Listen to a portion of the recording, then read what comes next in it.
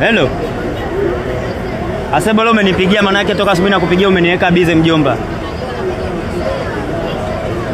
Nilikuwa nakuuliza kwa nini uende kunisema kwa mwenye nyumba kwamba mmekunya juu ya choo.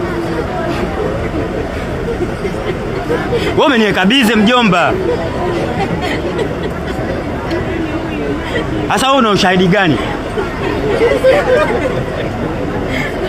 Mjomba, wakati nimeenda mchana hapa kubadilisha nguo, mwenye nyumba kaanza kuniita kunikalisha kikao. Kaniambia eti nimeacha kwenda kwenye vyoo vya wapangaji, naenda kwenye choo chake, na isitoshe nikanya juu ya choo.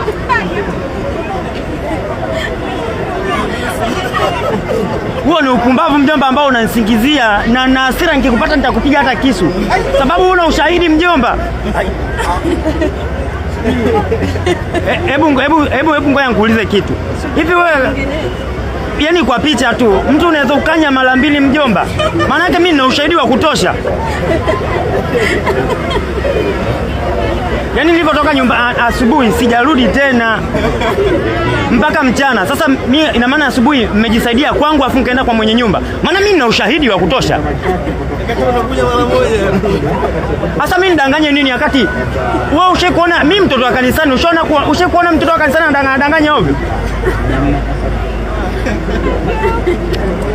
Ushahidi ninao. Kama unataka ushahidi njoo kwangu. Mimi nimejisaidia kwangu, na bahati nzuri ushahidi wa kutosheleza. Mimi sija flash kwangu, twende ukaone kwangu. Na tukikuta mjomba kinyesi mimi ninakufunga. Sababu ushanisingizia. Mimi hata sijapenda mjomba ulichokifanya kabisa ise. Yaani mwanangu umenzalilisha mtaani. Mimi yani hapa mpaka nafikiria kuhama hapo mjomba.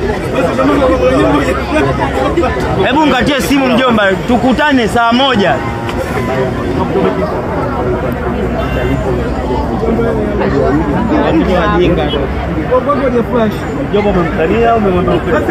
Mimi ni mchana kweli. Sasa mjomba, kweli mtu akusingizie.